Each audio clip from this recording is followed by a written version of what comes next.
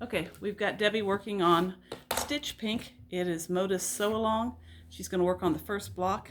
She's been cutting on it. We're going to show you what she's got so far. Thanks for joining us for the Stitched Pink Sew Along. So, as Lisa promised, we're going to have a daily video on each one of these blocks on how to put it together in case you need any help. Hope I don't need any help, but we'll see how it goes. So, first thing you want to do is download your pattern. Second thing you want to do is What's cut the out your website blocks. for downloading the pattern? It is my.modafabrics.com, or you just search for Stitch Pink and that should come up. There's also, that will bring you to a page where you can enter your email address and they will email the patterns to you every day. So that's very helpful. So they have these marked as A, B, C, D, and E, and F. I like to use it alphabetically, so I've got mine all cut and laying out on my design board. You'll notice that I don't have a C yet because that's this piece right here. It was 2 5¼ inch squares, and you're supposed to cut them in half diagonally twice. So I just thought some people may not know how to do that. I'll show you very quickly how I do it. So I've got my 2 fabric pieces lined up together, and I just lay a ruler from corner to corner. Then I spin my mat around. This is a really nice mat. If you don't have one, they would save you a lot of time. So my fabrics did not move, so I can just line it up this way. Okay, now I've got my 4 triangles cut.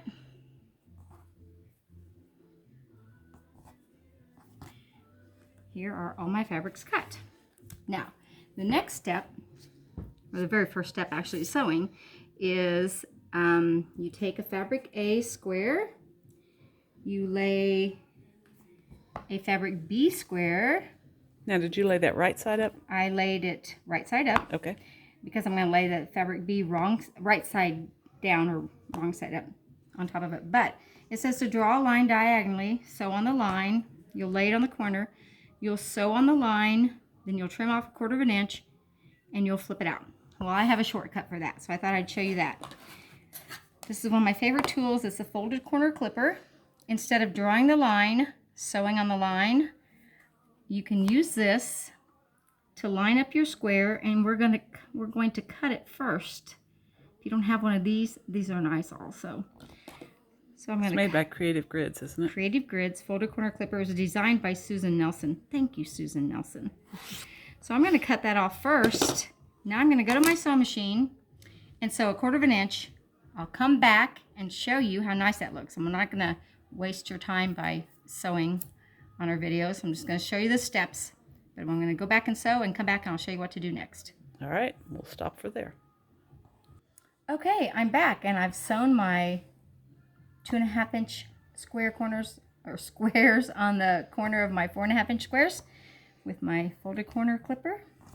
I said that slower than I usually do. So yes, usually rattle it right out of there. I'm going to set these aside because I'm going to use them later. The next step is to make the, what are those called? Hourglass? Yes, thank you. The hourglass box. I had some purpose. Yay. Oh my gosh. All right. So it takes a D, an E, and 2 C's. So what I like to do is I just lay them out the way they go.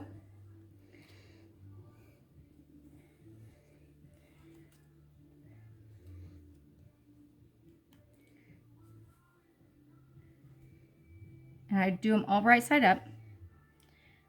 So I'm going to lay them all out like that. And then I'm going to sew these 2 pieces together and these 2 pieces together. Okay. And then we'll put those together. So I'm going to go sew all my now, when I do this, pairs like this together. I go ahead and stack every one of them. Do you do that? Sometimes I do, sometimes I don't. All right. So, and what she means by stack is I'm going to be making 4 of these. So I would stack 4 here. Stack 4 of these here. And you're turning them all so that right they're right side up. Because so you shouldn't have a problem, especially with that white. Right. Getting it wrong side up. Yes, you have to really look at the white, but these fabrics are so... I just love grunges. Nice. Oh, yeah, all 4 of those go there. I thought I was had to do them on both sides. Now this is where it's tricky to see which one's the right side of the white, but that's okay. I'm guessing that if you got the wrong side, you'd probably never know it. Yeah, if you couldn't tell it looking at it really close, someone else is not going to. So what I want to do is sew these pairs together and these pairs together, and I'll go do that and come right back. Okay, we're back. I sewed my quarter square triangle units. In the pattern, they're called QST units. That just means quarter square triangle units. When you sew your 4 quarter square triangle units together, it makes an hourglass block. So I've sewed my 2 halves together. I've got, the important thing is, in the picture, mine are the opposite of what this is. You can see. But it doesn't matter as long as the pinks, the darker pinks, the one that's the same is on the opposite side of each other. So now what we'll do is we'll put these 2 units together and we'll make a hourglass block. It's a good thing I'm here. It is. Our hourglass. Why can I remember that today? Or quarter square triangle block. Quarter square triangle unit, yes. So we'll sew those together. We'll have an hourglass block. And I'll go do that. Oh, I do want to tell you something though. When you cut these in half diagonally twice, the quarter square triangles, they are on the bias now. So you want to be very careful when you're sewing and when you're pressing. And I mean pressing, don't iron. Like I said, I pressed my seam open. I just laid it open. I just set the iron on it. I don't go back and forth because that might distort your fabric. No scrubbing it, huh? No scrubbing it. So I just wanted to mention that just for new people. Also, when you're sewing it under your sewing machine, no tugging or pushing. Just let the feed dogs do their work. You just want to be very careful because it can get distorted and have a wavy look. Okay, I'll go do that. I'll be right back and I'll show you what we're going to do next. All right. Okay, I'm back. I've got my quarter square triangle units or hourglass units made. Had 4 of them. I trimmed off my little dog ears because I just don't like those. So now the next step. What were those supposed to measure when they were done? They measure 4.5 inches. Okay. And I checked to make sure that they did. The next step, you're really almost finished. You just have to put your block together. I don't know if it'll fit on here. I don't think it will. So I'm going to move this out of the way. I'm going to do this on the design board now because I'm going to carry it right over to my machine from here. So I just want to assure you, in the picture, the F square in the center looks darker, but it's not. It's the same. It's only 3 different fabrics that are used. And I checked to make sure it's the same number as the other ones. So if you look at the diagram of it all put together at the end, you'll see that these triangles from the hourglass unit are the same color as the center square. So now all we have left, and in this one it looks right. Right, although the color is way off on that. Yeah. All right, the only thing we have left to do now is put all of our units together. So we're going to make a big 9 patch. So we're going to put our hourglass units with the pink to the inside instead of the white. If I have that in the center or not.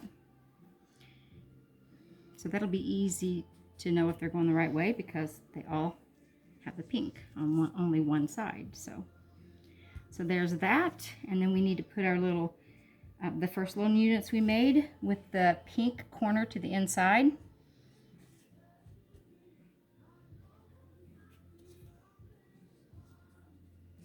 So here's what our block is going to look like. So you can sew the rows together. You can sew them into rows and sew the rows together. I like to do it horizontally, so also I'll lay this over here and sew this side to this side, sew along there, press that open, and then I'll lay them back over here, and then I'll sew this one here, and this one to this side.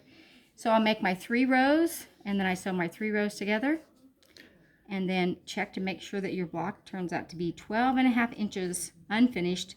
So the important thing to remember is to keep your 1/4 inch, have an accurate 1/4 inch whenever you're sewing. So all your points will hopefully come out right. It looks really nice. Now when you press those after you sew a row, will you press it any certain way, or do you still press your seams open? I still press my seams open. Okay. You can, however, do opposing seams.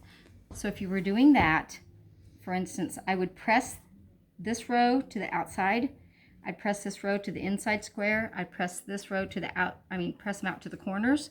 That way, whenever you put your seams together, there'll be opposing seams. I will tell you that when I sewed my hourglass units together, I pin a lot. So I would match up that center. I matched up that center seam and pinned it and then sewed them like that. So if you're confident in your sewing and you don't want to pin, that's totally up to you.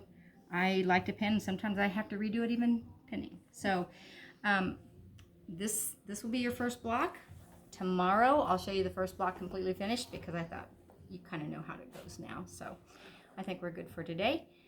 So tomorrow I'll show you my finished number 1 block, and we'll make number 2. Okay. Thanks, Debbie.